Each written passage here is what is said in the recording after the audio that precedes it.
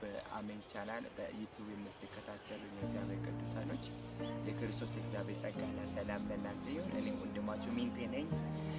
ዛሬ የእግዚአብሔር ቃልን በጥቂት ደቂቃ አብረን እንማራለን። ዛሬ የምንማረው የትምህርታችን ርዕስ ህልም በሚል ሀሳብ ነው ዛሬ የምንማረው እና እግዚአብሔር አምላክ ደግሞ ጥሩ ጊዜ እንደሚሰጠን አምናለሁ። ትምህርቴን ከመጀመሪያ በፊት አብረን ብንጸልይ ደስ ይለኛል። እንጸልይ። እግዚአብሔር መንፈስ ቅዱስ ሆይ በጌታ ኢየሱስ ክርስቶስ ስም አመሰግናለሁ። ክብር ምስጋና ላንተ ይሁን። አሁን ይህን ቃልን ለሚሰሙ በተለያየ በዓለም አካባቢ ያሉት ሁሉ በኢየሱስ ስም እግዚአብሔር ሆይ የቃል መገለጥ በመንፈስ ቅዱስ ኃይል እንዲገለጽ እንጸልያለሁ። በዚህ ምድር ላይ ትውልድ ሰዎች ህልምና ራእይ ይዞ እግዚአብሔር ሆይ እንዲጓዙ ዘንድ ጸጋና ኃይል በኢየሱስ ስም እንዲረዳቸው ዘንድ በኢየሱስ ስም ጸልያለሁ። እግዚአብሔር ሆይ ፍቃድና ሐሳብ በኢየሱስ ስም ይከናወን። በኢየሱስ ስም አሜን። ክብር ለእግዚአብሔር ይሁን። ዛሬ የምንማረው ስለ ህልም ነው እና ህልም ማለት ምን ማለት ነው ካልን ህልም ማለት እግዚአብሔር አምላክ መጨረሻችሁን ከመጀመሪያው የሚያሳያችሁ የመለኮታዊ የሆነ መነጽር ነው። ስለዚህ የህይወት መጨረሻ አለ። ምክንያቱም የሁሉም ነገር መጨረሻ አለ እና መጨረሻችሁን አይታችሁ ከመጀመሪያው የምትጀምሩበት መለኮታዊ የሆነ መነጽር ነው። ምክንያቱም መጽሐፍ ቅዱስ ሲናገር እንደዚህ ይላል፣ ዓለም ሳይፈጠር በፊቱ ቅዱስ ነውር የሌለን በፍቅሩ እንሆን ዘንድ በክርስቶስ መረጠን ይላል። ምክንያቱም በበጎ ፍቃዱ እንደወደደን ለሱ ልጆች እንሆን ዘንድ አስቀድሞ ወሰነን ይላል እና ባይዘው በእግዚአብሔር ዘንድ አጋጣሚ የለም። ምክንያቱም እግዚአብሔር አምላክ እናንተን ወደዚህ ምድር ሲያመጣችሁ የእናንተን ነገር ጀምሮ አይደለም የሚጨርሱ ጨርሶ ነው ጀምሮ። ስለዚህ ባለቀበት ህይወት ጎዳና ነው የምትማሩት። አምላክ ለኤርሚያስ አንድ ነገር ነው የተናገረው። በሆድህ ሳትሰራ በፊት አውቄሃለሁ፣ ቀድሻለሁ፣ እኔ ለአሕዛብ ነቢይ አድርጌሃለሁ ብሎ እንደተናገረ እና ስለዚህ እግዚአብሔር አምላክ እናንተን ወደዚህ ምድር ሲያመጣችሁ የእናንተን ነገር ጀምሮ አይደለም ጨርሶ ነው ጀመረው። ስለዚህ ጨርሶ ባለቀበት ህይወት ጎዳና ነው የምትራመዱ። ስለዚህ ህልም ማለት እግዚአብሔር አምላክ መጨረሻችሁን ከመጀመሪያው የምትጀምሩበት መለኮታዊ የሆነ መነጽር ነው ማለት ነው እና ይሄን ካልኩኝ ደግሞ ወደ ሁለተኛው ሲመጣ ደግሞ ሶስት አይነት እይታ አለ።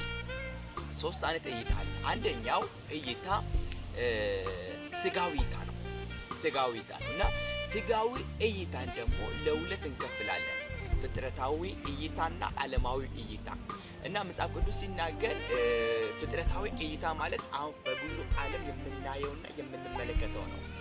ስጋዊ እይታን ደግሞ ከዓለማዊ ምኞት ጋር አብሮ ይመነዝናል እና ስለ ስጋ ማሰብ ሞት ነው፣ ስለ መንፈስ ማሰብ ግን ህይወትም ሰላም ነው፣ በስጋ ያሉት ሁሉ እግዚአብሔርን ደስ አያሰኙም ይላል እና ስለዚህ የዓለምን ነገር ነው የሚናገረው። ለዚህ ነው ቆላስይስ ምዕራፍ 3 ላይ እንግዲህ ከክርስቶስ ጋር ከተነሳችሁ ክርስቶስ ተቀምጦ ባለበት በላይ ያለውን እሹ፣ በላይ ያለውን አስቡ፣ በምድር ያለው አይደለም። ስለዚህ ሞታችኋል፣ ህይወታችሁ ከክርስቶስ ጋር ተሰውረዋል።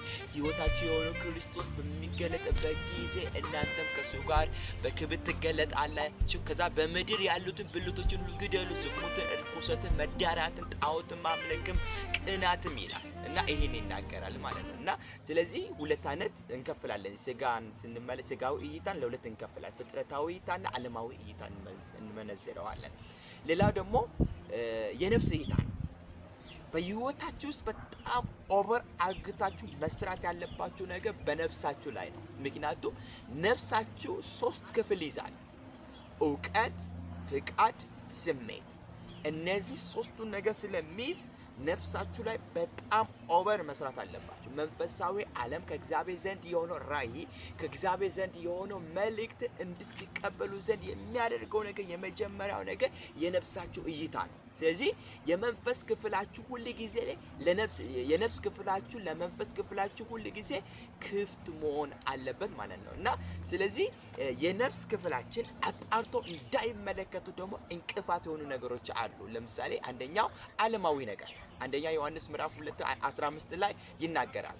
የአባትን ፍቅር ከኛ የሚያስርቀው ዓለማዊ ህይወት እንደሆነ እና ዓለም ምኞታ ሁሉ ያልፋሉ፣ የጌታን ፍቃድ የሚያደርጉ ግን እነሱ ለዘላለም ይኖራሉ ብሎ ይናገራል ማለት ነው። ስለዚህ የዓለማዊ ምኞት፣ ዓለማዊ ሐሳብ ነው የሚያመለክተው ማለት ነው። ስለዚህ የነፍስ ክፍላችን አጣርቶ እንዳይመለከት አንደኛ የዓለም ነገር ነው፣ ሁለተኛ ደግሞ ክፉ ምኞት። ይህ የነፍስ ክፍላችን አጣርቶ እንዳይመለከት በጣም ቻሌንጅ የሚያደርግልን ነገር ነው እና ስለዚህ ኦቨር ነፍሳችሁ ላይ አብራችሁ እንዲሰሩ እለምናቸዋለሁ። ይሄን አሳስባቸዋለሁ። ምክንያቱም ብዙ ጊዜ ብዙ ሰዎች ሲናገሩ አለማወቄ አለመማሬ ጎዳኝ ይላል። እውቀት በማንበብ ብቻ አይደለም የሚመጣ፣ በመስማትም ይመጣል። በሶሻል ሚዲያ በተለያየ ነገር በመስማት ውስጥ ብዙ እውቀትን እናገኛለን ማለት ነው። ስለዚህ በዚህ አጋጣሚ በነፍሳችሁ ላይ ኦቨር አርገታችሁ እንድትሰሩ እጋብዛቸዋለሁ። ሶስተኛው እይታ ደግሞ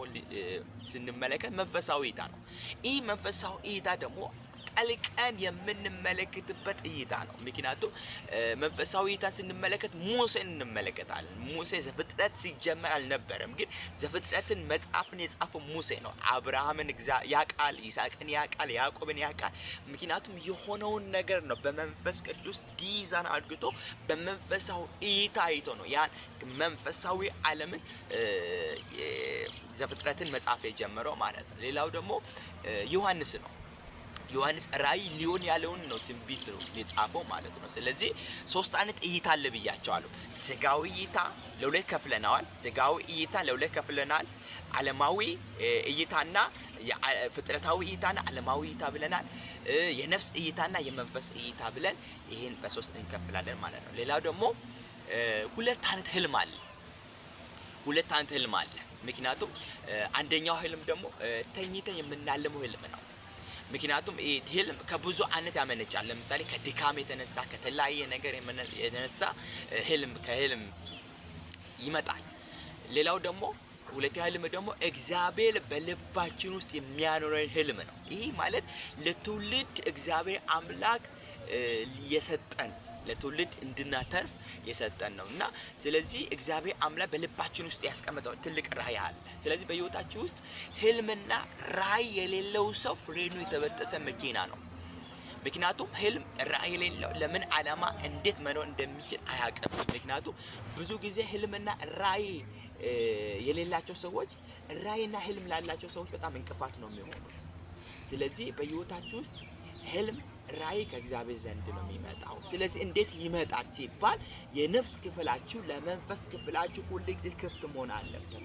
ክፍት ሲሆን ደግሞ ከእግዚአብሔር ዘንድ የሆነው መልእክት ከእግዚአብሔር ዘንድ የሆነ ራእይ መቀበል ትጀምራላችሁ ማለት ነው እና ክብር ለእግዚአብሔር ይሁን እና ዘፍጥረት ምዕራፍ 37 ላይ ስለ ዮሴፍን ታሪክ እንድታነቡ እጋብዛለሁ ማለት ነው እና ተባረኩልኝ። በአሜን በዩቲዩብ ቻናል የምትከታተሉኝ እግዚአብሔር ጸጋ ያብዛላችሁ። ይህን መልእክትን ስለተካፈላላችሁ አመሰግናለሁ።